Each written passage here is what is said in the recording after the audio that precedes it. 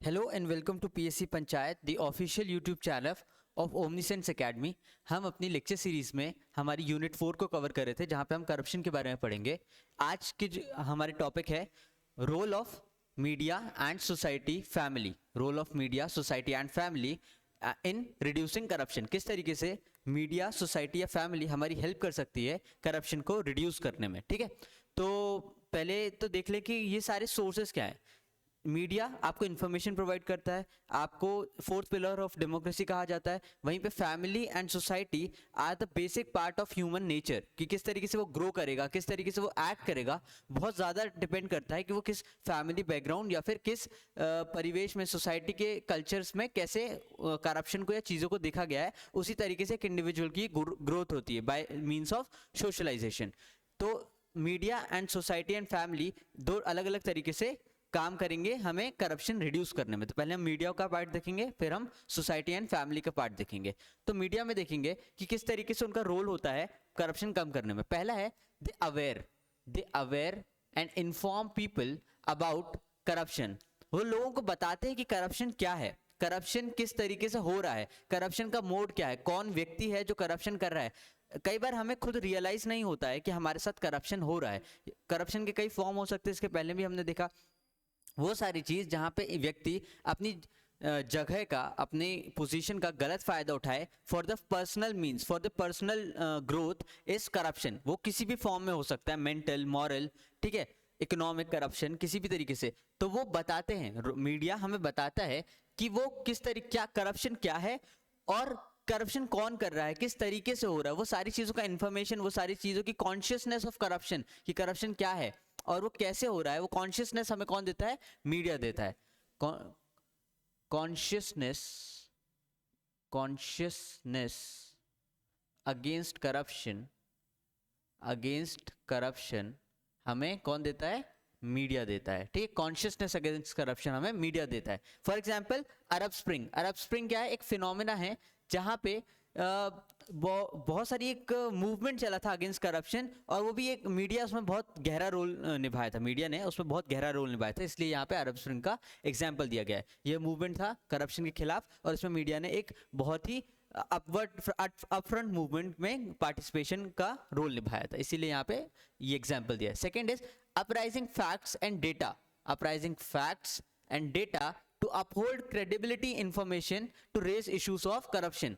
क्या होगा? पहले तो वो अवेयर करेंगे कि करप्शन क्या है। दूसरी बात कि वो फैक्ट्स एंड डेटा को चेक कर करके, बार बार अकाउंटेबिलिटी सेट कर करके ये बताएंगे कि क्या कहाँ करप्शन हो रहा है।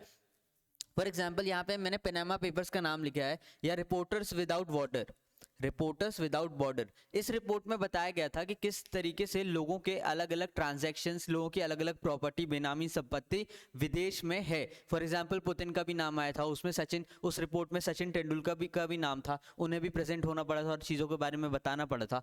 तो ये सारी चीज़ें बता रही हैं कि किस तरीके से जो मीडिया है वो खुद रिपोर्ट्स को स्टडी करके, खुद जो स्टेटमेंट्स हैं, जो गवर्नमेंट डेटा, जैसे फॉर एग्जांपल गवर्नमेंट डेटा आया कि रोड बनने के लिए 1000 करोड़ रुपए सैंक्शन हुए। एक इमेजिनरी फिगर लेते हैं कि रोड बनने के लिए 1000 रुपए सैंक्शन हुए हैं, तो डेटा एंड फैक्ट को स्टडी करेंगे, क्या एक्चुअली में 1000 सैंक्शन हुए हैं, तो किस किस काम के लिए हुए हैं, किस काम में। अगर ऐसा तो नहीं कि सीमेंट में ज़्यादातर, सीमेंट या कंस्ट्रक्शन के सामान में ज़्यादा जाना चाहिए, तो वो सजावट में ज़्यादा चला गया, कि लाइटिंग वगैरह में ज़्यादा पैसा चला गया। महंगी लाइटिंग तो नहीं आ रही है। सीमेंट मान लो 130 रुपए की बोरी है, या 400 रुपए, जो भी रुपए बोरी है, कहीं गवर्नमेंट डेटा में उसमें ज़्यादा रुपए तो नहीं है। कहीं ऐसा तो नहीं कि गवर्नमेंट के जो पास के लोग हैं, फॉर एग्जांपल वहाँ के कोई मेंबर ऑफ लेजिस्लेटिव असेंबली है, और उन्हीं के किसी रिलेटिव को वो सारे कॉन्ट्रैक्ट्स दिए जा रहे हैं, उसमें पारदर्शिता नहीं है। ये सारी चीज़ें डेटा एंड फैक्ट को स्टडी करने के लिए रोल किसका रहता है? मीडिया का, टू हाईलाइट करप्शन। थर्ड है pressurising government to keep culprits in the books. इसका मतलब है कि अगर किसी ने करप्शन कर दिया और ये हाईलाइट हो गई, तो जो मीडिया है वो प्रेशर ग्रुप का काम करता है। किसका? प्रेशर ग्रुप का। प्रेशर ग्रुप क्या करता है? अपनी बात मनवाने के लिए गवर्नमेंट में प्रेशराइज करते हैं। ऐसे ही मीडिया का रोल एक प्रेशर ग्रुप का हो जाता है, जब वो चाहते हैं कि जिन्होंने, जो बड़े लोग होते हैं जिन्होंने बहुत ज्यादा करप्शन किया होता है, वो कहीं बच के ना निकल जाए, वो बच के ना निकले, इसलिए मीडिया उनके बारे में रेगुलरली अपडेट करता रहता है। जैसे किंगफिशर के मालिक विजय माल्या थे, ठीक है, उन्होंने काफी बड़ा स्कैम किया, मेहुल चौकसी, ठीक है, नीरव मोदी, इन लोगों ने काफी बड़े बड़े स्कैम्स किए। तो मीडिया मेक श्योर करता है कि उनकी इंफॉर्मेशन लोगों तक पहुंचे, ताकि लोग भी गवर्नमेंट का अकाउंटेबल ठहराएं और वो बुक से कहीं गायब ना हो जाएं। वो जो कल्प्रिट हैं वो कल्प्रिट रहें, बने, उनको सजा मिले, ठीक है।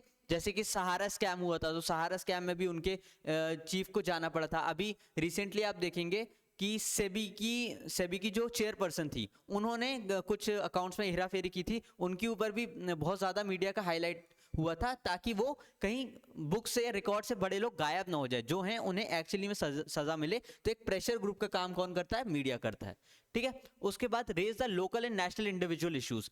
मीडिया क्या करता है? कोशिश करता है कि national and local individual issues को उठाए और उसको बड़ा बनाए, कहीं छोटी और बड़ी। फॉर एग्जांपल, जब अन्ना हजारे आंदोलन हुआ था, तो उसे मीडिया कवरेज में काफी इंपॉर्टेंस या जगह दी गई थी, जिसके कारण से हमारे यहाँ लोकपाल बिल आया, हमारे यहाँ कॉन्शियसनेस अगेंस्ट मीडिया आया। तो ये सारी चीजें मीडिया ने की थी। तो यहाँ पे क्या हुआ कि वो लोकल एंड नेशनल इश्यूज को उठाने के लिए एक मीडियम हो जाता है, ठीक है। तो रोल ये भी है। मॉनिटरिंग करप्शन, तो मॉनिटरिंग भी एक रोल है कि कहीं हो तो नहीं रहा है, हो गया उसको भी हाईलाइट करना है, और जहां कहीं हो सकता है वहां पे वॉचडॉग की तरह, एक वॉचडॉग की तरह रोल क्या हो जाता है? वॉचडॉग का। मीडिया का रोल क्या हो जाता है? वॉचडॉग का, टू रिड्यूस करप्शन, ठीक है। उसके बाद कौन कौन से मेथड मीडिया अपना सकता है, उसके बारे में देख लेते हैं। इन्वेस्टिगेटिव जर्नलिज्म, ये जो पैनामा पेपर वाली या फिर रिपोर्टर्स विदाउट बॉर्डर ने जिन्होंने वो रिपोर्ट निकाली थी, उसमें क्या किया था? इन्वेस्टिगेटिव जर्नलिज्म किया था। उसके बाद अवेयरनेस एंड इन्फॉर्मेशन कि क्या हो रहा है, क्या करप्शन होता है, करप्शन के कौन कौन से टाइप होते हैं, ठीक है। मीट ईटिंग करप्शन क्या होता है, व्हाइट करप्शन क्या होता है, ब्लैक करप्शन क्या होता है, ये सारी चीजें मीडिया की रिस्पॉन्सिबिलिटी होती है कि वो लोगों की कॉन्शियसनेस में डाले कि करप्शन एक्चुअली में होता क्या है। Then role of pressure group, role of pressure group, वो प्रेशर ग्रुप की तरह करप्शन को हाईलाइट कर सकते हैं, एनालाइजिंग फैक्ट एंड डिटेल। ये सारे मेथड हैं और यही उनका रोल भी है, ठीक है। तो आई होप आपको समझ में आया होगा मीडिया का क्या रोल है करप्शन रिड्यूस करने में। अब हम देखेंगे what is the role of society and family. हम सोसाइटी एंड फैमिली को क्लब करके, मतलब दोनों के सेम ही पॉइंट लिखेंगे, क्योंकि अगर सोसाइटी में आता है तो वही पॉइंट्स आप सोसाइटी में लिखेंगे, वही पॉइंट आप अगर फैमिली में आते हो तो फैमिली में लिखेंगे, ठीक है, क्योंकि सेम, दोनों के सिमिलर पॉइंट्स हो रहे थे। तो अब हम इसको मिटा करके देख लेते हैं what is the role of family and society.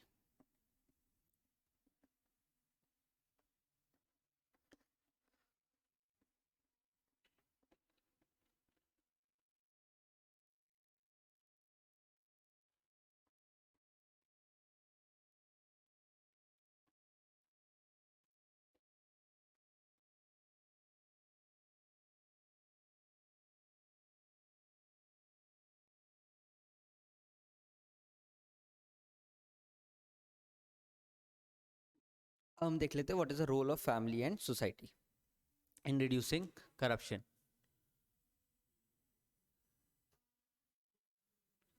Family and society,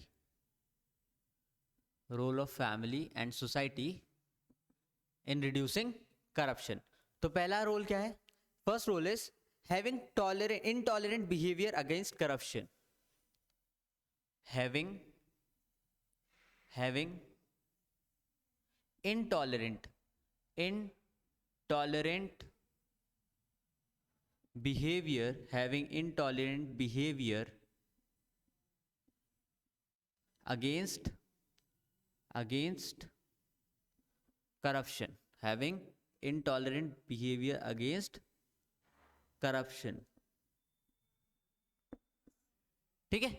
तो अगर कोई फैमिली या फिर कोई पूरी ओवरऑल सोसाइटी किसी भी यानी करप्शन की तरफ इनटॉलरेंट बिहेवियर रखेगी, तो वहां पे लोग जो सोशलाइज होंगे, जो नए बच्चे आएंगे, वो भी क्या करेंगे?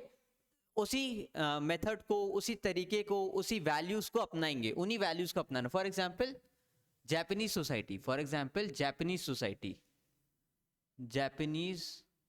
Society, they are workaholic people,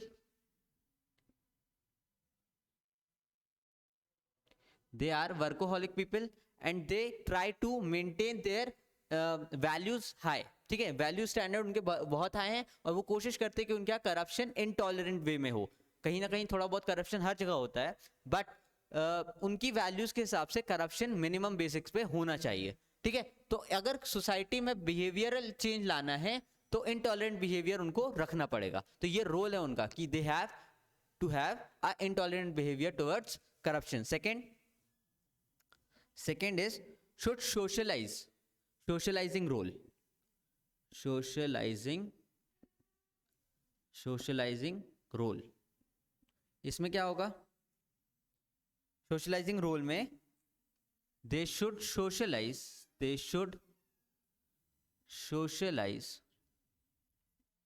next generation. They should socialize next generation as values with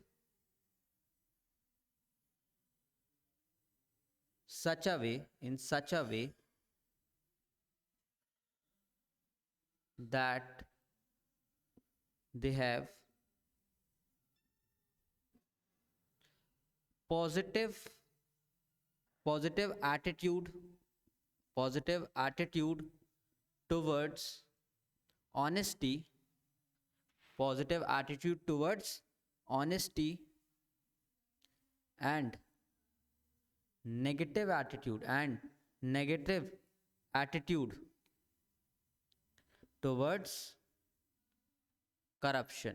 towards corruption में नेगेटिव एटीट्यूड होना चाहिए और ऑनेस्टी में उनका पॉजिटिव एटीट्यूड होना चाहिए. तो एक सोशलाइजिंग रोल उनका क्या है? सोशलाइज करना.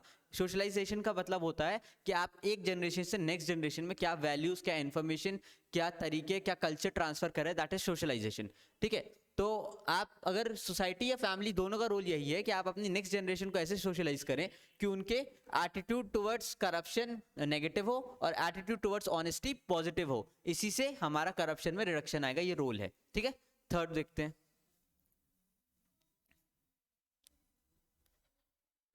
should make corruption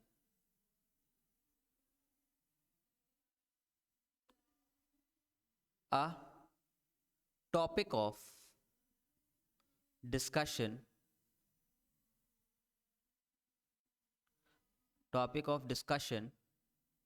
in discourse.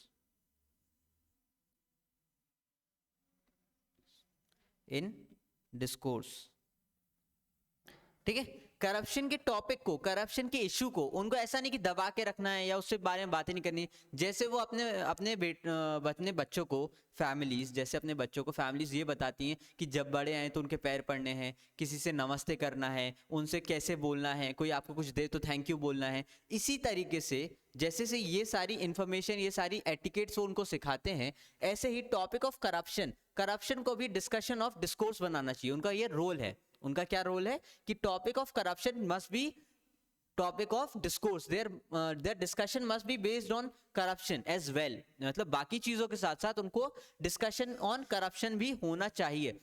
ये अगर फैमिली करेगी तो बच्चे को सिखाने के लिए करेगी. अगर सोसाइटी करेगी ये सेम चीज तो गवर्नमेंट को अकाउंटेबल रखने के लिए करेगी, बाकी चीजों को अकाउंटेबल और ट्रांसपेरेंसी मेंटेन करवाने के लिए करेगी. तभी इसी कारण से करप्शन रिड्यूस होगा. तो ये रोल है. ठीक है, फिर fourth one,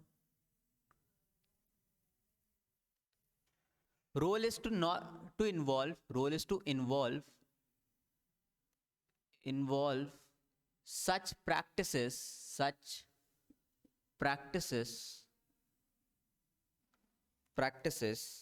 not only in administration,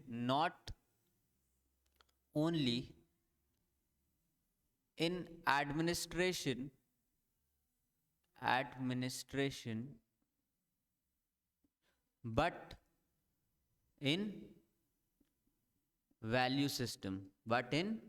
value system of society.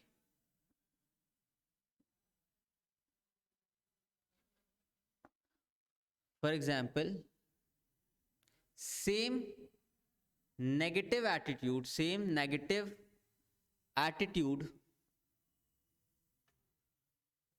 Towards dowry.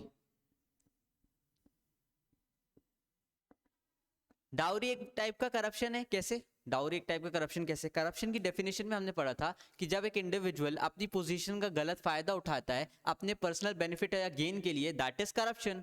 ऐसे ही जो लड़के की तरफ से फैमिली होती है, जिनके घर में बेटे होते हैं, उनको एक पोजीशन, उनकी सोशल पोजीशन और इन सोशल पोजीशन का गलत फायदा उठाते हैं उनसे डाउरी मान करके। तो दहेज में जो पैसे आते हैं that is also a form of corruption. तो सोसाइटी या फैमिली का ये भी काम है कि जिस तरीके से वो एडमिनिस्ट्रेटिव करप्शन को एलिमिनेट करना चाहते हैं, उसी ही तरह अपनी सोशल वर्किंग में जो भी उनके नेगेटिव सोशल नॉर्म्स या वैल्यूज हैं उनको भी एलिमिनेट करे, तभी सोसाइटी से हर लेवल से करप्शन जाएगा। तो ये भी सोसाइटी का ही रोल है कि वो अपने लेवल पे सोशल जो नेगेटिव उनके नॉर्म्स एंड वैल्यूज हैं, जो करप्शन को प्रमोट करते हैं, जो ऐसी प्रैक्टिसेस को प्रमोट करते हैं जिसमें एक तरीके का एडवांटेज अपनी पोजीशन के कारण आता है, ऐसी पोजीशन या ऐसे नॉर्म्स को भी एलिमिनेट किया जाए, जैसे कि डाउरी। ठीक है, देखिए अब किस तरीके से सोसाइटी हेल्प करती है, किस तरीके से सोसाइटी हेल्प करती है करप्शन हटाने में। लॉज हेल्प करते हैं, बेनामी संपत्ति एक्ट हो गया, प्रोहिबिशन ऑफ करप्शन एक्ट हो गया, ठीक है, या फिर किस तरीके से सीवीसी एक्ट की सेंट्रल विजिलेंस कमीशन एक्ट हो गया। तो ये जो लॉ होते हैं, लॉ निगेट करते हैं करप्शन को, लॉ एक बैरियर बनाते हैं, एक क्या बोलना चाहिए उसे, डिटरेंस बनाते हैं अगेंस्ट करप्शन। ठीक है, लेकिन लॉ कहां से आते हैं? लॉ भी हमारी सोसाइटी से ही आते हैं, हमारी सोसाइटी के कुछ नॉर्म्स वैल्यूज होते हैं, उन्हीं से ही डिराइव होकर लॉज भी बनते हैं। तो अगर सोसाइटी का एटीट्यूड टुवर्ड्स करप्शन नेगेटिव होगा तो लॉज भी करप्शन की तरफ और टाइट बनेंगे। जैसे कि फॉर एग्जाम्पल देखो यहां पे हम देखते हैं ethics of society, ethics of society becomes norms of society and these norms become laws of society. These norms becomes laws of society. तो अगर सोसाइटी अपने एथिक्स में ही सही और गलत, एथिक्स का मतलब क्या होता है? Guiding principles of what is right what is wrong of society. Society के क्या सही क्या गलत है, वो गाइडिंग प्रिंसिपल्स क्या होते हैं? एथिक्स। अगर सोसाइटी एथिक्स में ही नेगेटिव रख ले करप्शन को, ठीक है, एक्सेप्ट ना करे, लोगों को बायकॉट करे, लोगों को अपनी सोशल वर्किंग से हटाए जो करप्शन करते हैं, तो वही सोसाइटी के नॉर्म्स बनेंगे और वही जाकर के लॉज बनेंगे और स्ट्रेंथनिंग होंगे और लोग उसको फॉलो करेंगे, अबाइड करेंगे, क्योंकि उनके कल्चरल एस्पेक्ट में ही ये चीजों को फॉलो करने के लिए कहा गया है, तो वो लॉ को भी फॉलो करेंगे। ठीक है, attentive and must raise voice against. क्या रोल है? They must be attentive, attentive and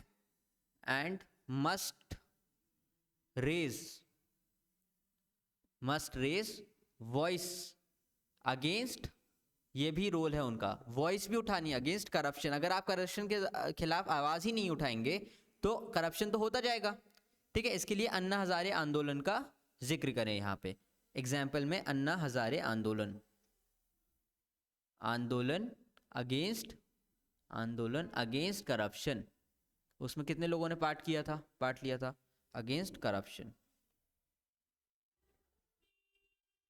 ठीक है, अन्ना हजारे आंदोलन के इसमें आप डाल सकते हैं किस तरीके से पार्टिसिपेटरी मूवमेंट था, सोशल पार्टिसिपेशन था उसमें, और लोगों ने करप्शन के खिलाफ आवाज उठाई थी। तो आई होप आपका आज का ये टॉपिक समझ में आया होगा। मिलते हैं नेक्स्ट वीडियो के साथ। Thank you for listening.